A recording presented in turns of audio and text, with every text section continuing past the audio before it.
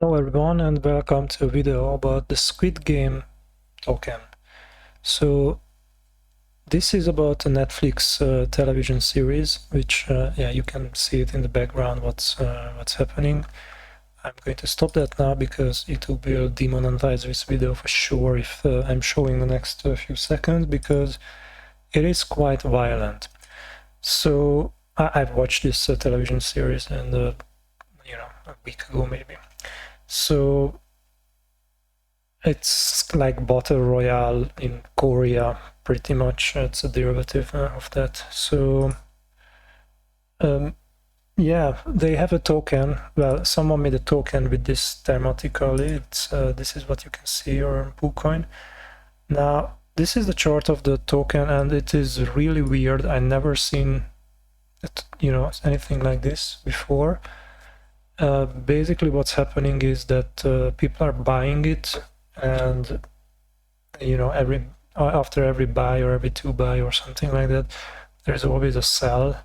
So this is why the chart looks like this. I think if we would go for 1 minute, then as you can see, there is like after each buy there is an automatic sell, but the token price keeps on climbing. So what people are experiencing is that they cannot sell the token because it just doesn't work properly on PancakeSwap. The token doesn't work. And yeah, if we take a look at their audit, yeah, right, they published white paper where they explained that it's gonna be a game that you can play on the website, and you have to buy this many tokens and then you can play this game, and then you have to buy this many tokens and then you can go to level 2, and you have to get one of these NFTs from the first level to be able to buy the new game, which, it's a lot of talk. The game is not on the website yet, right? It's only telling you that it's coming soon. So if the game will look like this, it is quite difficult probably to do this. It's a 3D game on a website, which it can be quite a lot of work to organize, if not because making this sort of game can be made in Flash 15 years ago quite easily. I think the difficulty would come from multiple people playing at the same time, right? I don't know if it's a multiplayer game or not. Anyway, what is important is that here on this white paper they never talk about not being able to sell the token, right? I read through this white paper, and what they talk about is that distribution, and there will be NFTs and the token and the pre-sale of the token, which is, I have to make another video about how pre-sales are a scam, basically. Not all the time, but most of them are just a scam. I really have to cover that because it is something that's happening on basically every day, and the answer for that is right on this picture, why pre-sales are scam. And they have an audit on their website, and this audit is made by CoinScope, which I'm going to criticize them right now because their audit is not really useful, or even misleading, I would say. They score like the website. If the team is on the website, that they said, oh, the team is on the website, and there are no links for the people on the team. So it's just this is what they say, that, oh, the team is on the website, and they didn't confirm if any of these people are real or not, because hey, there are no links, so links are not there. Let's subtract a point and it's there. And the other thing which they say, contact contains proxy function. Now, if you don't know what a proxy function is, it's used to update a smart contract, right? So parts of a smart contract, which is this one, by the way, it's 1,000 lines long. A normal smart contract, something like 200 lines is enough to make that. But this one has a lot of code which is allows the owner of this token to change how the token behaves. And yeah, there are no ABIs. So with some of this code, which is called like contract engine, this is, instead of calling a function, you call a function which tells you which function will be executed on the blockchain, and that one basically allows you to update what happens with the contract. And right now the working theory is that they launched the token with one way, and then they changed the behavior of the token. And nowhere in this not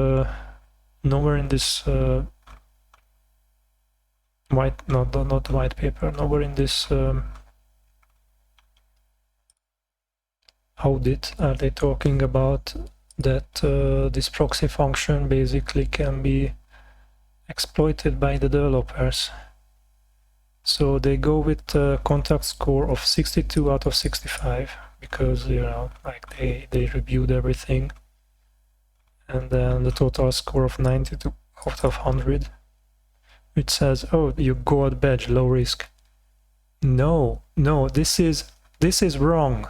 I have to call out you on this.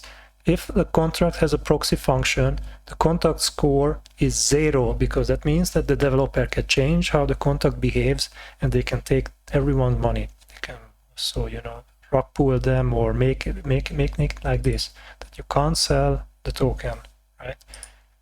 If there is a proxy contract, you have to trust the developer completely. So this audit, it's worthless. And yeah, you can put a disclaimer at the end that, oh, you, by the way, they can rugpull you. This doesn't make anything, this doesn't make it better. You should really review how your company scores tokens, because I think it's just misleading, and people are losing money because of you. So not cool. So my final thoughts is that the television series, the thematically was that you were not given enough information about what's going on, and you didn't know what will happen, and they murdered a bunch of people on it, right, on the television show, and they entered into this game without knowing exactly what's going to happen.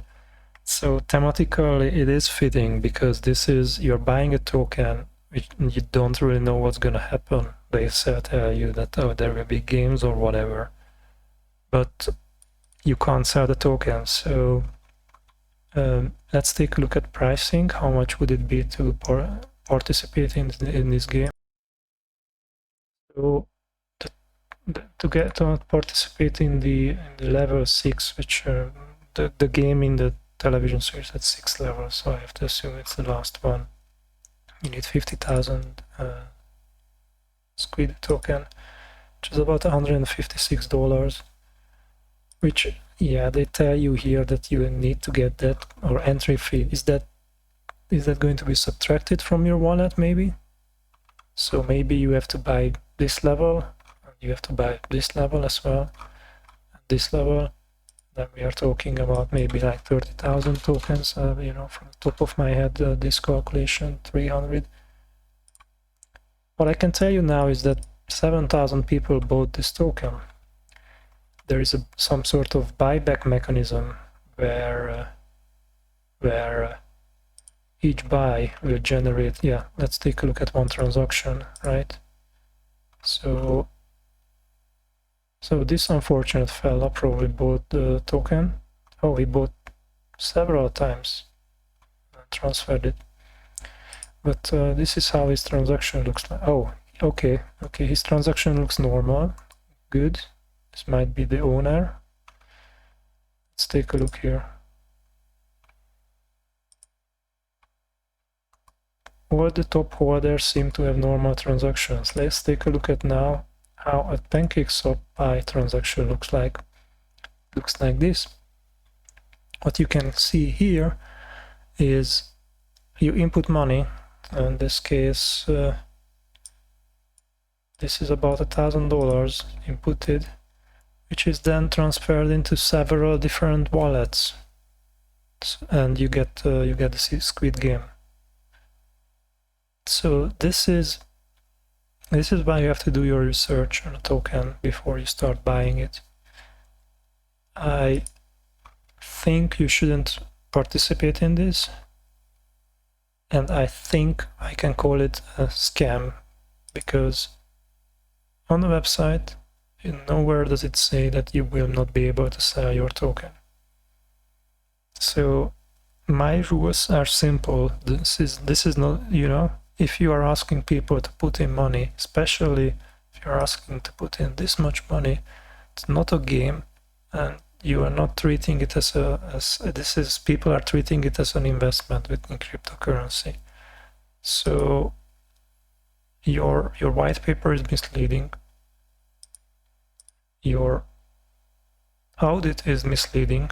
That, oh, we then take zero. Yeah, we take zero liability if you know, if it results losses.